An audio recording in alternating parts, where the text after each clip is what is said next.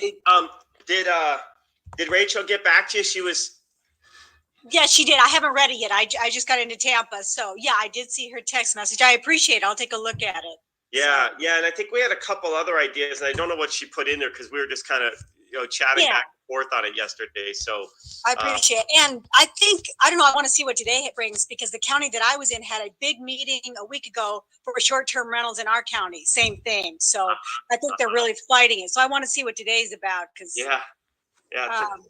Today's is not really good news. I mean, it depends on your perspective.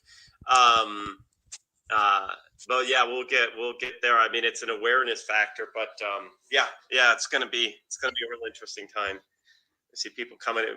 I'm expecting we'll get at least 20 to 30. We should get 20 to 30 on here. So I'm gonna start off on some other topics first, and I'll get to the breaking news in about 5 or 10 minutes in. So I had something else. I was waiting, Susanna. I was hoping she was there. Hey Jeff, how you doing? Hey Jeff, how was that session yesterday? That Q&A, was that? It was great seeing you on that. I'm real excited about the Indianapolis opportunities there. The more and more we talked about it and thinking through that distance stuff, I think there's a big opportunity there. Come in. Yeah, good. How are you? I think we can definitely get Beyond Living Homes going in Indianapolis, because I don't think there's that stupid lady like that. It's the lady that. Let me mute everyone else. Hold on here. All right. Try again. Yeah, sorry. Yeah, I just think there's a big need for Beyond Living type homes in Indianapolis. And I thought the call yesterday was really good.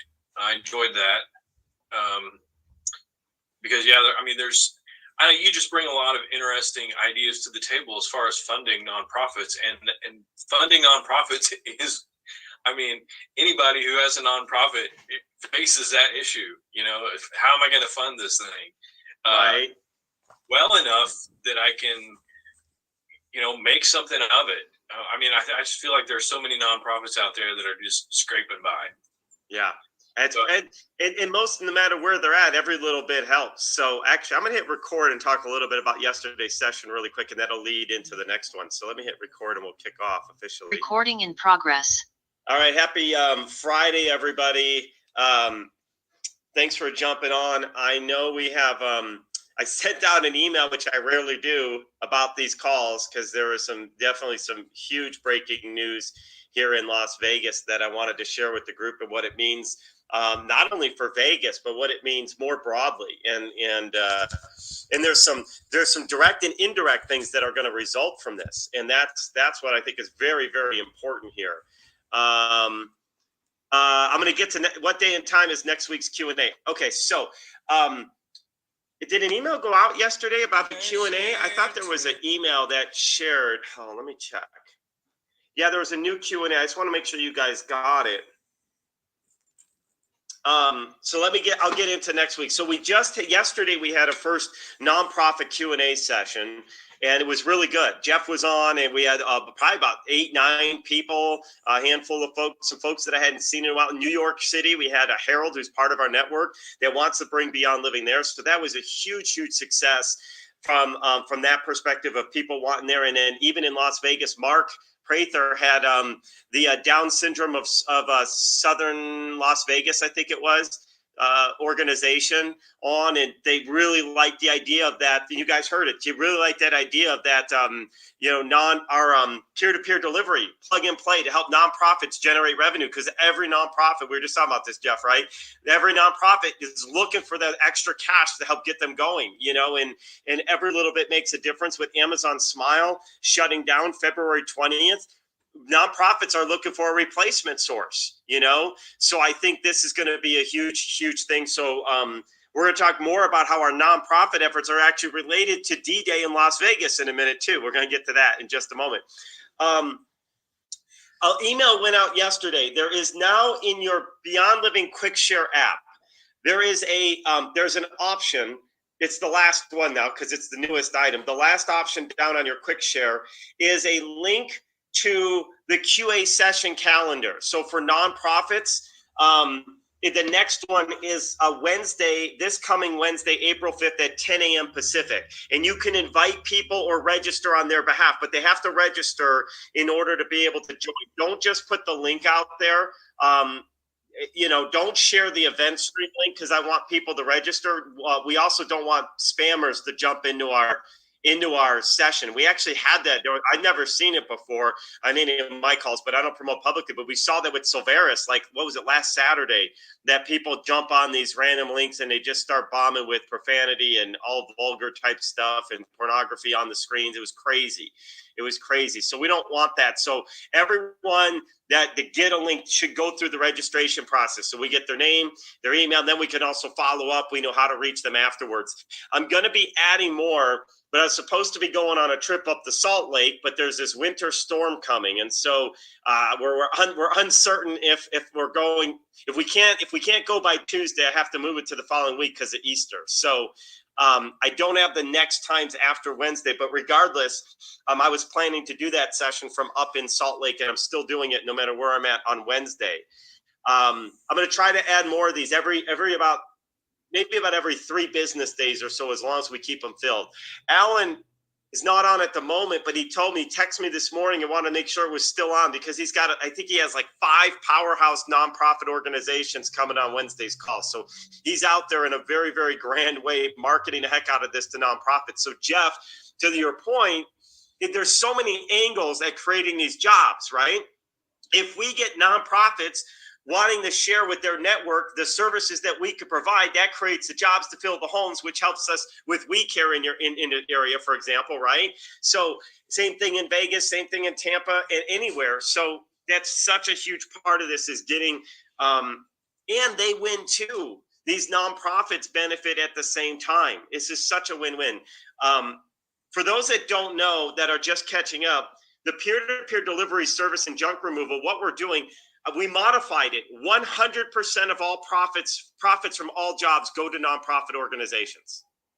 70% are going to go to that referring nonprofit now, Jeff. So even, I know you may not have a big network, but even anybody that We Care brought in, not only could it be hiring your people, which creates income for your homes, right? Because now they have the money to pay for the program, but 70% of the delivery jobs go back to your We Care organization, so you can use that to expand, extend, do other things like that. So and then the other 30% is going to go to Beyond Living as a general to help run the system and help have our own charitable givings and helping other organizations as well.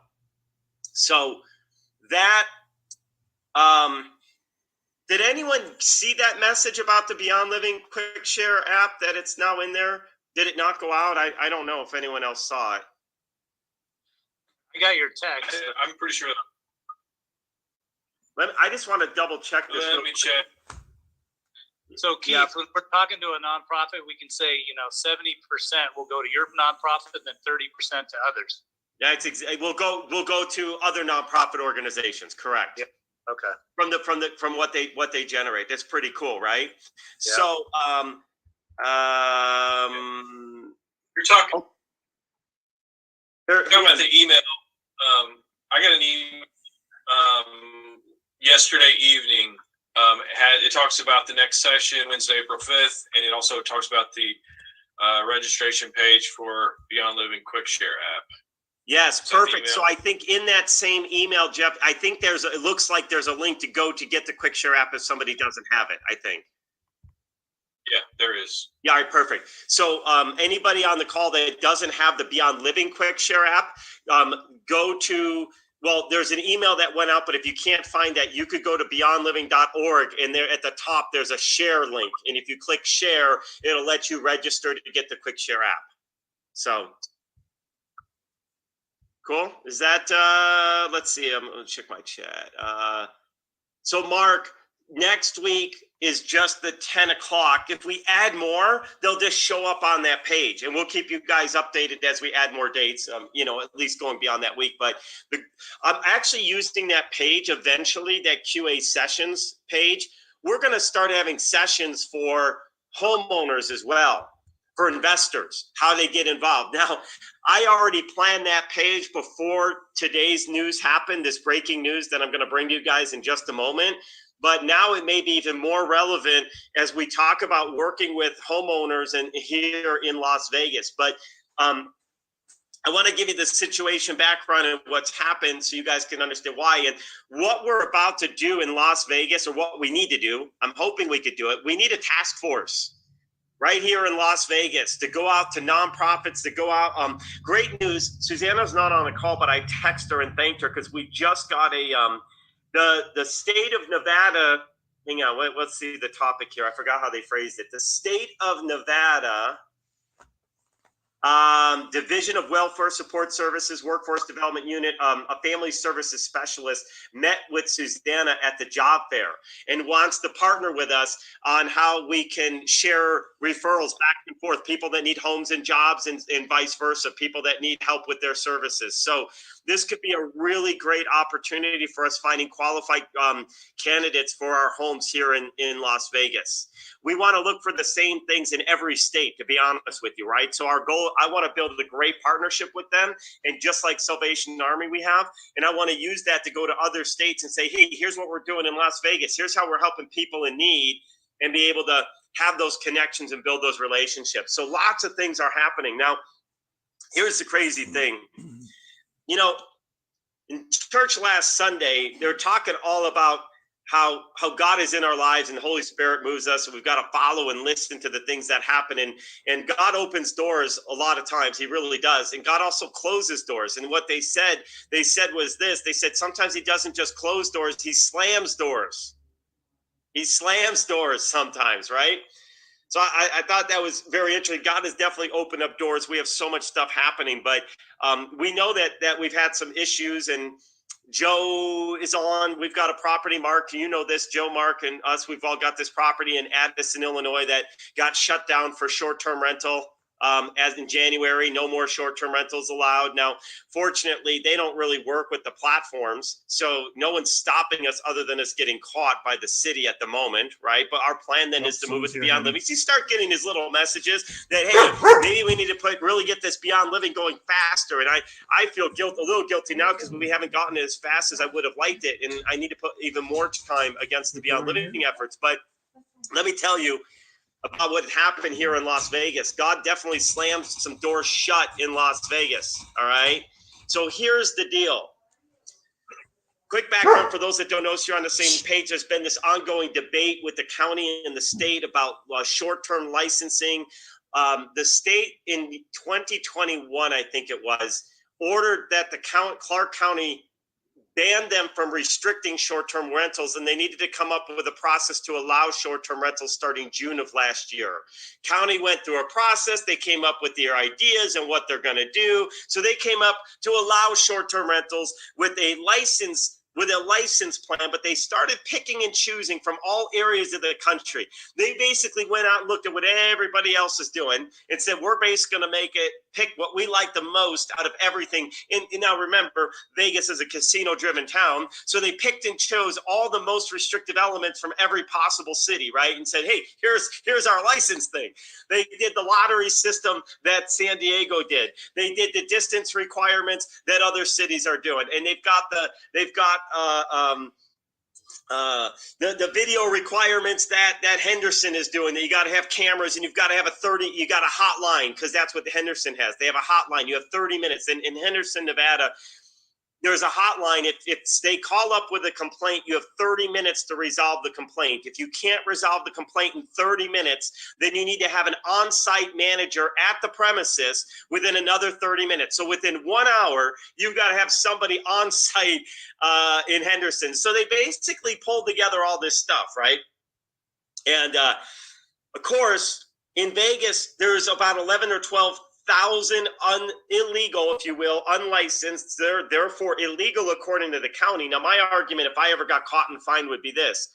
The state mandated that and called it illegal for the county to impose a license starting June of last year, June 1st.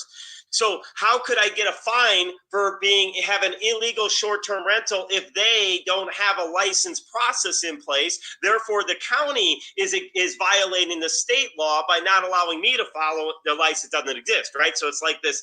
How can you How can I be illegal when there shouldn't be there's no process, right? I can't be illegal because it's illegal to make it illegal, right? So anyway, here's what happened.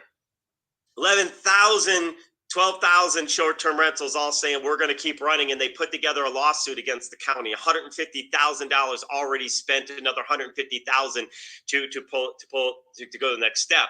Mark, you guys, we've talked about this with Karen. I'm sorry she's not on this call, but it came out last minute because I just found this morning. It just came out this morning. It truly is breaking news. So the idea was this lawsuit went to the district court and even to the Nevada Supreme Court, and they deemed part of their license law unconstitutional. So they made an injunction, right? So Mark and Karen and a bunch of others, Alda was in on it as well, all started going after, started thinking, well, what can we do to help all these short-term rentals? Because I called this out in October. Remember in Grow Vertical, I had a section. We didn't get through it all on D-Day, but I've been calling this out that you can't rely on those injunctions and the fact of what we believe, even if it's not, and even if it's unconstitutional, it doesn't mean you're safe. And here's the proof of it. I'm going to show you guys in just a minute. So here's what happened. They put together these rules that were so restrictive. You can't be within 1,000 feet or 660 feet of another short-term rental. You can't be within 2,500 feet of a casino. You got to have all this different things. And the district judge, ruled that parts of their license agreement unconstitutional. So the county had said you have to register for a lottery by March 13th, and then they were going to run this lottery. All right. Well, but you could start registering like 6 months ago, and everybody knew that this was just a mousetrap, right? Have everybody register to get a license. Have 11,000 short-term rentals all turn themselves in, knowing that only 2,800 were ever going to get a license. So basically, they want to reduce the short-term rental community available properties from about 11,000 down to 2,800. Okay. So here's what happened. March 13th came, there was an injunction. I don't know whatever happened and why the lottery didn't run on the 13th, but just a few days ago, a Wednesday, I think it was, they ran the lottery. 2,800 licenses to be distributed. Well, if you actually applied to get a license in Clark County, one of the areas where there's 11,000 illegal, quote unquote illegal, I don't know, definition of illegal to me is irrelevant because the state said you can't make it illegal. How can it be illegal if the state said you can't? But that's neither here nor there. Only 1,306 applied. So all 1,300 applications won a spot in the lottery, subject to review. Okay. So here's why. Carla, if you and I both entered, but we live across the street from one another, we both can't have a license per the regulation. So even though you won the lottery, you are not locked into having your short-term rental. You guys all following this, right? So at most, there's 1,306 approved. So just do the math on this right now. You start thinking that means there's roughly 10,000 remaining short-term licenses irrelevant. Now, I'll be honest, we have one in particular that falls into this category. We were not going into their license anyway after hindsight because we don't qualify because we're not within 2,500 feet of a casino. I won't say where it is, and this is being recorded. Don't ever let this get out. But anyway, we're going to run with the rest of them and say, hey, I know I'm not getting approved anyway, so let's just run it till March 13th. And that was our plan. We'll just run this. We're just going to ride the tidal wave as long as we can.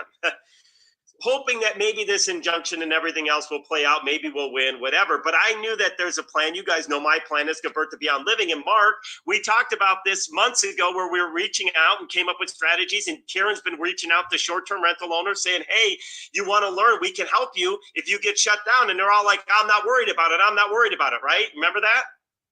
Well, here it is, guys. Let me share my screen. This morning, I wake up to an email. And it says you have to register your short-term rental. I'm like, oh, what property is this? Because I may or may not have more than one property in areas where a license is required, and I know I won't get approved. So I'm like, okay, which property is this one on? So sure enough, it's Clark County. So I'm going to show you guys. So you guys know that this is all 100%. Like this is at least what's happening real time. And this is from Airbnb. All right, you guys see my screen? Now that we have multiple Airbnb accounts. Well, I'll just say this because this is recorded. I work with many people, and as a result, we have multiple Airbnb accounts to manage our properties in different areas and for different reasons. If an account gets shut down, you want to be able to have other accounts with superhost status that you can jump into, and therefore you can move your properties around. All right. So this one only has 5 in it. So they all happen to be 5 that are in Las Vegas in this particular account, but here it is. To continue hosting, register your listing in Las Vegas by April 28th. And you have to go through and provide the license number. Now, we have licenses in other cities. We've got licenses in Columbus. We have licenses in San Diego. And the way it works on Airbnb is they won't approve your new listing until you put in their license number, and then they'll check against it, et cetera. I've even put in a wrong license number before in the wrong format, and guess what? It didn't get on. So I'm going to pause, see if you guys know what this means. This means if you are one of the 11,000 people in Clark County who thought that you would just keep riding out this injunction until it ends. You have 4 weeks left. You have 4 weeks left. Now, could this change? Absolutely. Could Airbnb come back and change this? But they're probably not, because here's what I realized. So here's my own take. Hang on. I got to pause the recording for a minute. Hold on. Recording stopped. Okay, so here's what I'm actually tempted to do. I have bookings beyond April 28th, and what's not clear to me is what's going to happen when my booking comes off of Airbnb. Are they still going to allow me to host my existing bookings? Are they going to give me the revenue back? What are they doing? So I'm going to play it safe, to be honest with you. We already started this exercise. My son, we made it a job for him. He's going through all the bookings we have, getting all their emails, all their phone numbers, so we can reach out to people directly. In any case, we're doing that across any area now, because if any city decides to shut down, guess what? Then we'll just go reach out and do. And by the way, I'm not recording this, so I will deny it. I'm talking hypothetically here, right? What you